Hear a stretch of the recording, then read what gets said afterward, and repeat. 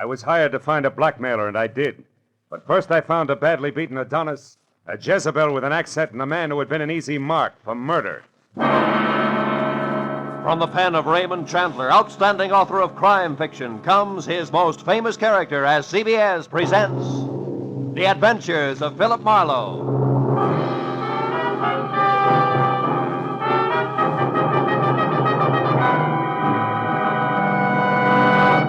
And now, with Gerald Moore, starred as Philip Marlowe, we bring you tonight's exciting story, The Easy Mark.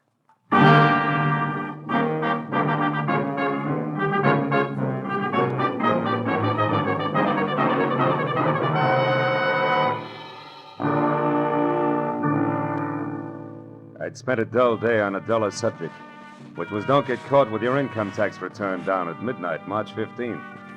And after calling time for a thick steak designated to bolster the stamina of a private detective, but nevertheless non-deductible, I reluctantly headed back to my office where I found both my conscience and the long form 1040 still waiting, which meant there was no way out.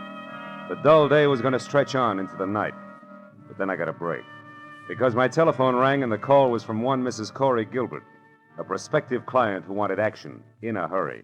Marlowe, you've got to move fast. I just found out that my husband, Ross, will be at 3806 Melrose Avenue in 20 minutes, and I know that means trouble. Well, just for size, Mrs. Gilbert, how do you spell trouble? With a capital B, as in blackmail. There's no time for details now. Just get to that address and find out who Ross is meeting with. Only hurry, Marlowe, please. Well, hurry after what, Mrs. Gilbert? I've never met your husband, remember? Oh, yes. Well, he's tall, dark eyes, dark hair, very handsome. And the blackmailer, short, stocky, and repulsive, I suppose. Huh? I've never seen the blackmailer. All right, Mrs. Gilbert, where can I reach you? Well, I live at 439.5 Ogden Drive. Ogden The Drive. phone number is Gladstone 8195. 8195. All right, Mrs. Gilbert, I'll call you. Thanks. Oh, and Marlowe. Yeah? Hurry, will you? You see, I love my husband.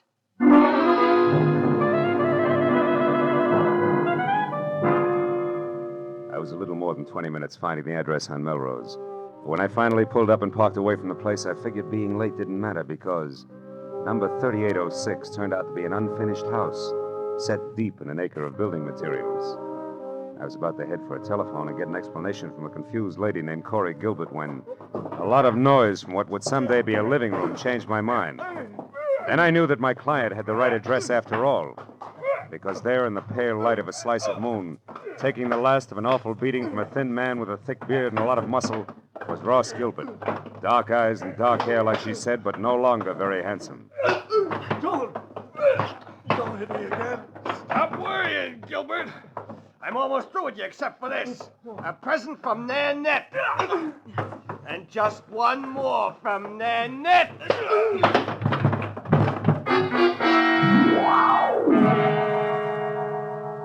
That last punch stacked Ross Gilbert onto a pile of rough lumber like he was another 1x12. And as he slowly scraped to the floor unconscious, thick beard dusted himself off lightly, jerked at his tie, and stepped out of the opening reserved for a future front door. I started over to help Ross Gilbert, but then I remembered that my client wanted to know who her husband was meeting and why, not how hard or fast he could swing. So I decided for the time being to play it quiet. When Thickbeard got into his car, I got into mine.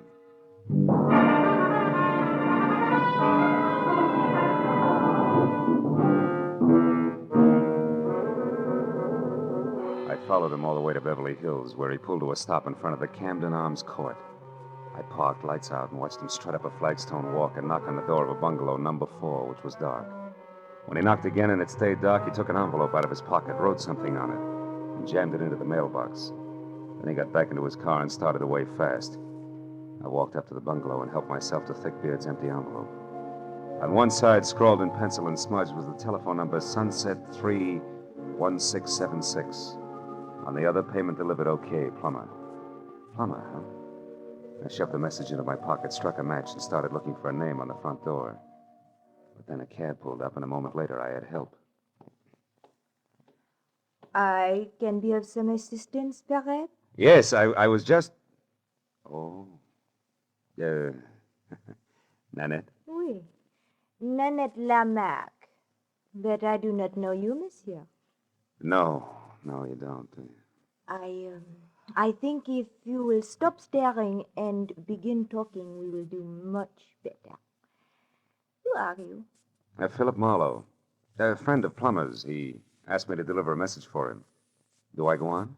Of course, Mr. Marlowe. But please come inside. It is so much nicer there.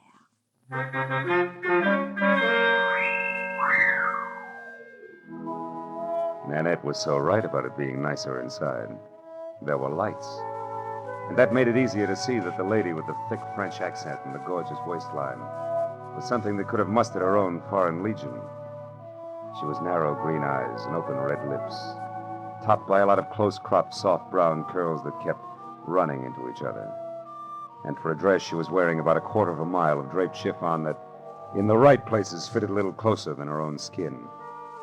When I told her what I claimed had been a message from Plummer himself, she purred her thanks and started to mix me a drink. When I brought up the subject of blackmail, she stopped abruptly, spilling a bottle of perfectly good Kentucky Tavern all over the table. Blackmail? What do you mean, Marlowe? Extortion, honey. The malpractice of getting a lot for knowing a little that's not nice. You are swinging wild now, mon cher. Maybe.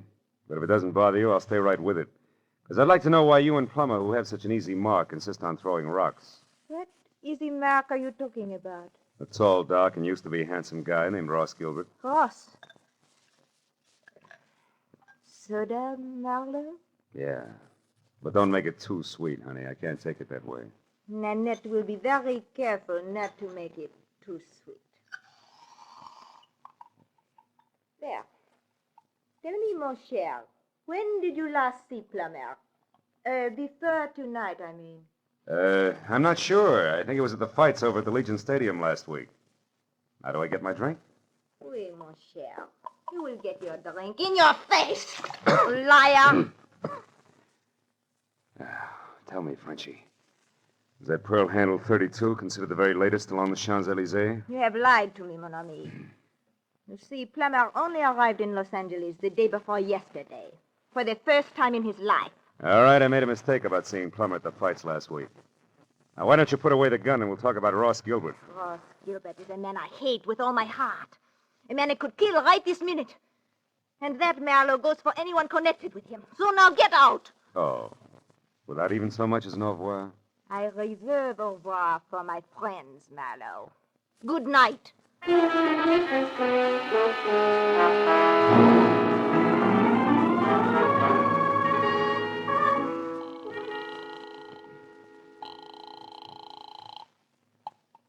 Hello?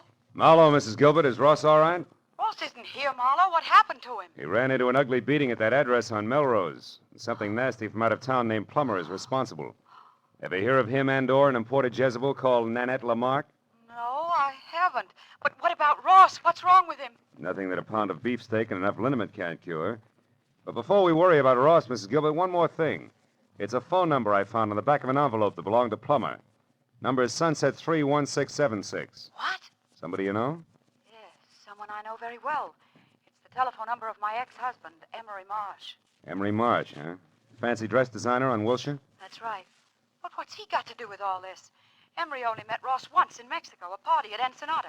Yeah, well, look, Mrs. Gilbert, why don't we postpone collecting Ross until I find out a little more?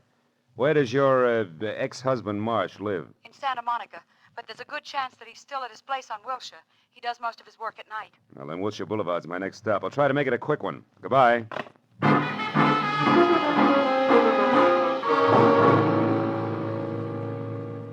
Emery Marsh's place on Wilshire was an expensive shop with a single velvet-lined show window that was home for a beautiful mannequin wearing an evening gown that would drop at the first sneeze. And after I spent 5 minutes thumping on a plush, leather-upholstered portal, a light finally clicked on someplace inside. And a moment later, Emery Marsh opened the door. He was tall, 45, sandy-haired, and looked less like a dress designer than I did. So after following his tweet back into an inner sanctum that was combed plywood behind Chinese modern furniture, I decided to play it almost straight. Now, Mr. Marlowe, what can I do for you? Well, it's a little too early to tell. I'm a private detective, Mr. Marsh, and I'm working for your ex-wife, Corey Gilbert. Corey? Mm-hmm. Is she in trouble, Mr. Marlowe? No, we're close to it. Tell me, Mr. Marsh, when you were last over to Nanette Lamarck's place at Camden Arms, when was that? Nanette Lamarck? Yeah. I've never heard of her. Nor a man named Plummer? Nor a man named Plummer. Who are they? Well, in the order I tossed them out, a mademoiselle with a touchy temper and a thug who needs a shave. I don't understand. How do they concern me? Well, maybe they don't. But your telephone number turned up on Plummer. And both Plummer and Nanette are tied on to a man who at this moment is probably picking himself up off the floor of an unfinished house at 3806 Melrose Avenue. His name, Mr. Marsh, is Ross Gilbert. Gilbert? Yes, that's right. What do you know about him? Well, very little. I only met him once at the Riviera Pacifico, Riviera Pacifico. the hotel at Ensenada in Mexico. Matter of fact, it was the same night that he met Corey. Which didn't make you very happy, huh? No, you've got it wrong. Corey and I were already divorced. The three of us meeting was nothing more than an accident. Oh. And when Ross and Corey parlayed that accident into marriage, were you still smiling? Better than that, Mr. Marlowe. When that happened a month ago, I was grinning. You see, until then, I had been paying Corey $1,200 a month alimony for 2.5 years.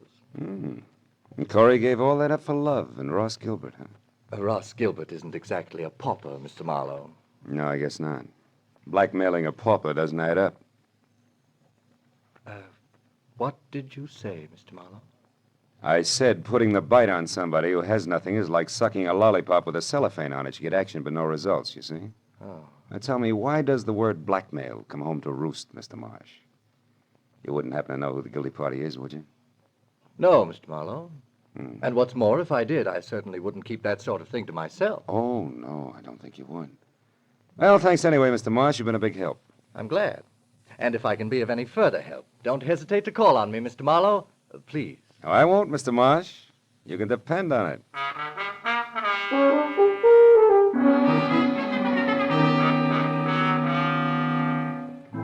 All the way from Wilshire Boulevard to Mrs. Gilbert's place on Ogden Drive, I kept wondering who wanted how much out of Ross Gilbert and why.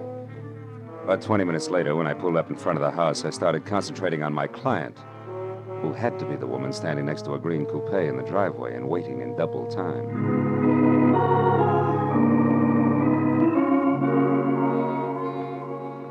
Corey Gilbert was long, flowing blonde hair draped over shoulders that at the moment looked like they were carrying the weight of the world.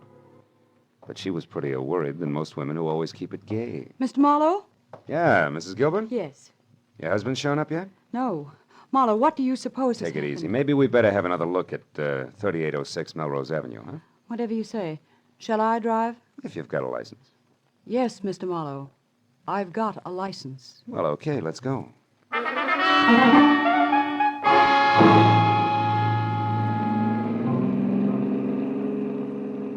The way we took off in Corey's Nash, I wasn't sure whether her license was for driving a car or an airplane. And while she kept its 83.5 AAA on the accelerator, she talked about her husband and why she was worried. By the time we were near the place, I knew all about the party in Ensenada, their whirlwind courtship, and what a fine guy Ross Gilbert was. When we got out of the car and started over the last 100 yards toward the unfinished house, I'd learned everything Corey knew about the blackmail angle, which wasn't very much. It started last week, Marlowe, when we got back from our honeymoon. Ross wasn't himself at all. He was worried. He forgot how to laugh. He argued with me over any and everything. Where does the blackmail come in? I don't know. He wouldn't tell me what was wrong. Then this evening, just before I called you, I overheard him talking on the telephone. That's when I caught the word blackmail and this address. Now, maybe Ross will be able to fill in a few of the blanks for us. Oh, he was over here in this room on a pile of lumber when I... Ross! Plummer must have done a lot more damage than I figured. Ross! Ross! Take it easy, baby. Marlowe, what is it? Is he... I'm afraid he is, Corey. That man, he beat him to death. No, Corey, that round hole in Gilbert's chest wasn't made by a fist. From where I stand, it looks like a .32 caliber bullet.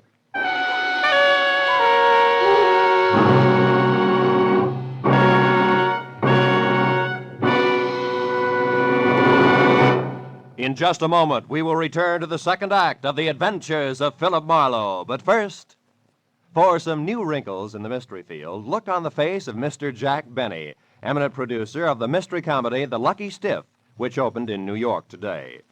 Although Mr. Benny's stars are Dorothy Lamour, Claire Trevor, and Brian Donlevy, Jack's face is covered with new wrinkles because he couldn't be in New York to sell the tickets himself. He's remaining in Hollywood to appear tomorrow night on CBS on The Jack Benny Show with Mary Livingston, Don Wilson, Dennis Day, Phil Harris, and Rochester. So be sure to listen. And now, with our star, Gerald Moore, we return to the second act of Philip Marlowe and tonight's story, The Easy Mark.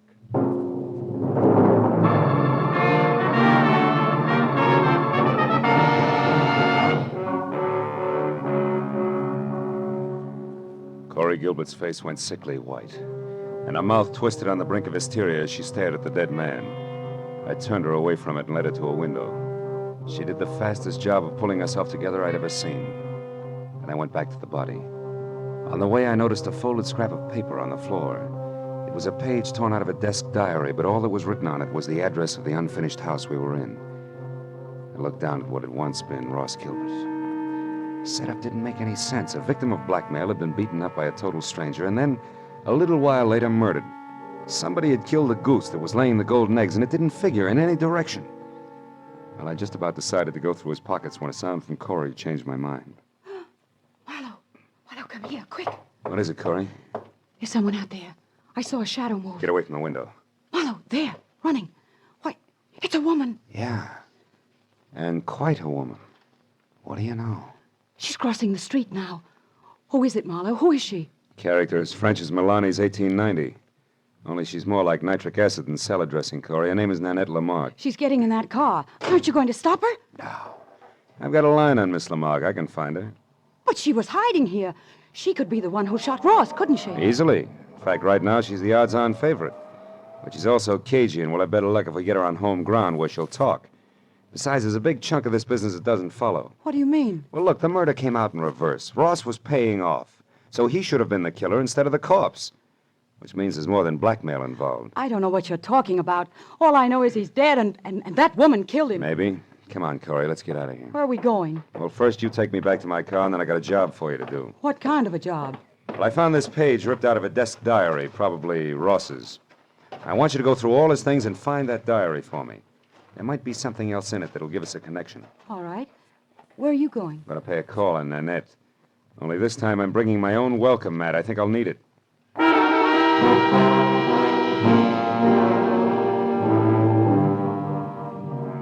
After Corey dropped me off, I called Lieutenant Ibarra at Homicide, reported the body, and then I got into my own car and drove out to Beverly Hills again, to the Camden Arms Court. Nanette's bungalow had lights on. I parked down the street and made tracks back through the landscaping to a side window. Nanette was playing pin-up girl on the arm of a divan. She watched someone pace back and forth across the room. When I got close enough to hear what was being said, that someone turned out to be Corey Gilbert's first husband, People Emery are running Marsh. around like chickens with their heads off. So Ross Gilbert was shot to death. But I've got to know the truth about one thing, Miss Lamarck. My entire life's work is at stake. Can't you understand? All right, Monsieur Marsh, do not break out into tears, I will tell you. Plummer is merely a private investigator I hired to locate Ross Gilbert for me. Now, are you happy? No. Why did such a person have my telephone number? That's what I want to know. I'll be ruined if I'm involved in this mess. My reputation means everything to my business, and, well, things aren't going too well just now. If I'm connected with a scandal, I'll be wiped out. Well, stop worrying. I saw you with Ross Gilbert 3 or 4 times before he disappeared. So I gave your name to Plummer as a possible lead to Ross. That is all. Why did you want to find Ross Gilbert? That, mon ami, is none of your business. You found out what you wanted, so good night. All right. I'll go. But can I count on you to keep my name out of this? Listen, I am counting on me to keep my own name out of it, and I will be very busy doing that. Good night.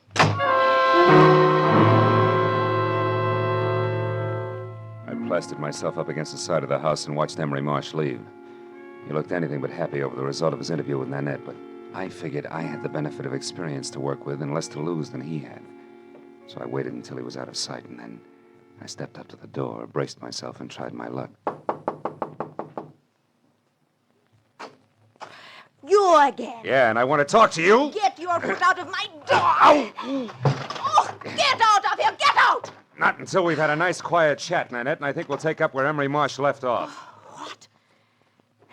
Look, just who exactly are you, Marlowe? Your boy Plummer and I are distant fraternity brothers, but there the similarity ends. Just another chief private detective. Ooh! Okay, baby, if that tough stuff's the only language you understand, we'll talk that. Oh, stop it. Leave me alone. Now get over there. Sit down.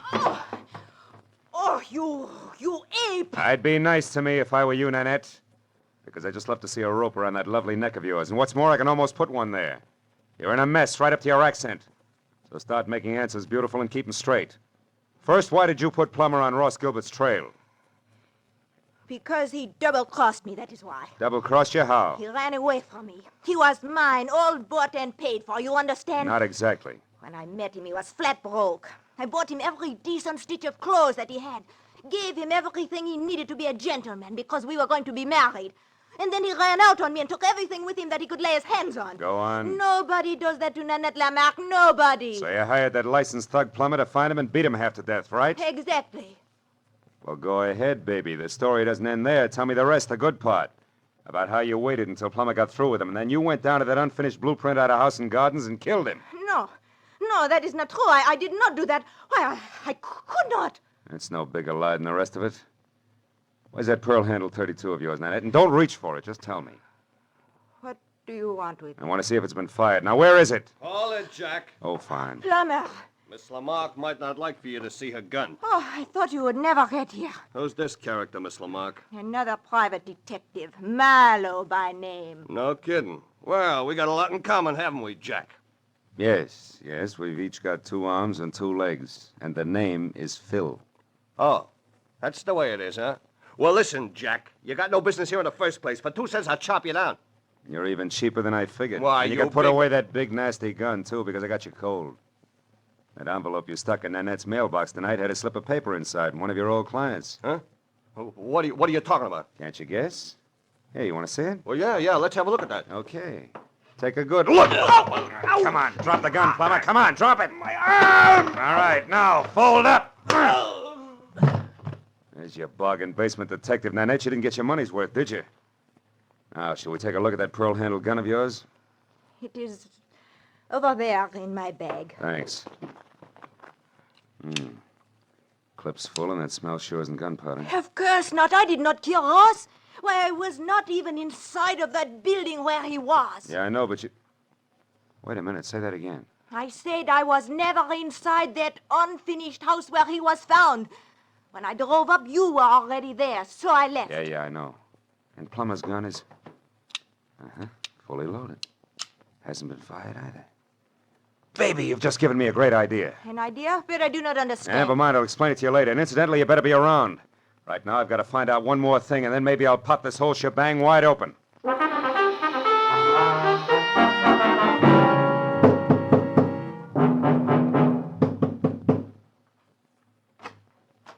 Mr. Marlowe, Good evening, Mr. Marsh. Lucky to find you still working, huh? late hours are a habit with me these days. Come in. Thanks. Mr. Marsh, I've come back for that help you offered me earlier this evening. I see. Well, the offer's still good. Fine. I think your ex-wife, Corey, is lying to me. She claims you didn't know Ross Gilbert, that you only met him once at that party in Ensenada, but you did know him, didn't you? Why, yes.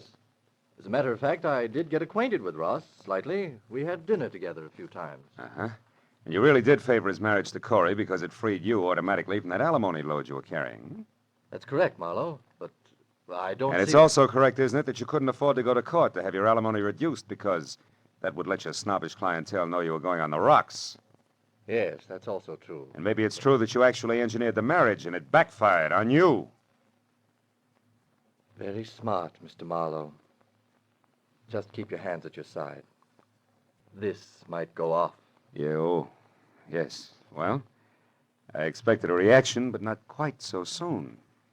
Too bad. I'll trouble you for your gun, now that you've got it all figured out. Yes, Marlowe, I engineered that marriage.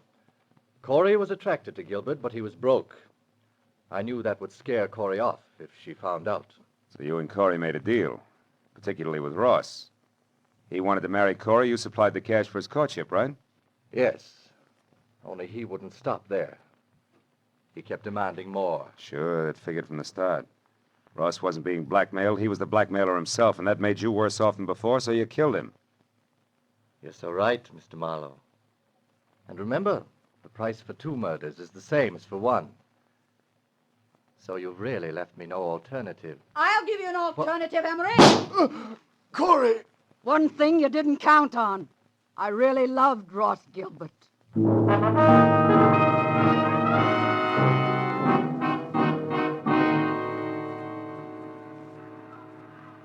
Well, I guess that winds it up, Corey. Emery's in the hospital, and Nanette and Plummer are both in the clink. Too bad I only hit Emery in the hand. I never could trust my aim. It's always been bad, in a lot of ways. It was good enough tonight, baby. Lucky for me you showed up when you did. Say, what made you come to Marsh's place, anyway? Well, that page from the desk diary paid off, Marlowe. Only we made a mistake. No? It didn't come from Ross's diary. It came from Emery's. I finally remembered his handwriting. Mm-hmm. Now, you tell me something, Marlowe. Yeah? How did you know Emery was guilty? Oh. Well, he made the oldest slip in the book. When he was talking to Nanette, I overheard him say that Ross had been shot. Emery had no way of knowing that Gilbert was dead or how he'd been killed unless Nanette told him. And for a while, I thought she had, but then I found out that she couldn't have because she'd never been inside the house where we found Ross. So it had to be Emery. Sure. I see. Well, Marlowe, what does a gal say at the end of a night like this? Thanks or something? Just thanks will be enough. I got to do my income tax. Can I give you a lift? No. No, I'll walk a while. I've got some thinking to do about marksmanship. But call me sometime later on, will you? Just to see if I'm shooting in the right direction. You can count on it, Corey. Thanks. Good night, Phil.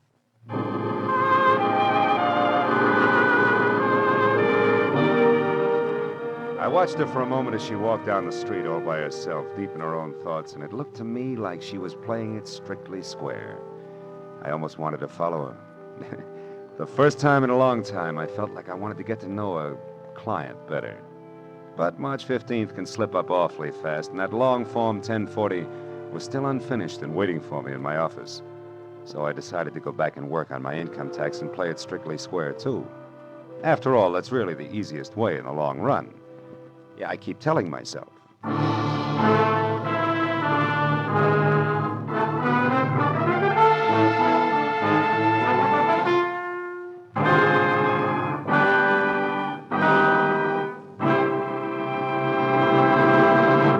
The Adventures of Philip Marlowe, created by Raymond Chandler, stars Gerald Moore, and is produced by Norman MacDonald. The script by Mel Donnelly, Robert Mitchell, and Gene Levitt was directed by Ralph Rose.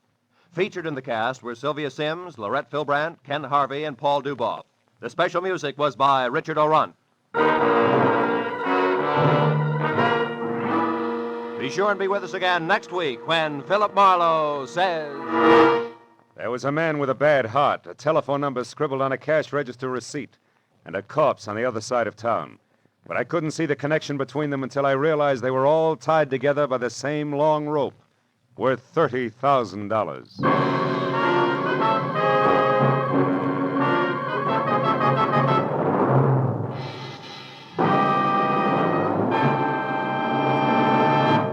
Next Wednesday evening, February 2nd, CBS will bring you a moving, powerful drama of a reporter who took an assignment he eagerly sought, only to find it came too close to home. Its title is Mind in the Shadow. Its star is Eddie Albert, and its story tells how the reporter set out to reveal the shocking facts about our mental hospitals, and then learned that his lovely young wife might have to enter one. Based on actual documentary evidence of conditions existing today, you'll find Mind in the Shadow, a revealing story of something which could happen to you. Hear Mind in the Shadow, starring Eddie Albert, next Wednesday evening, over most of these same CBS network stations. Now, stay tuned for Gangbusters, which follows immediately over most of these same stations.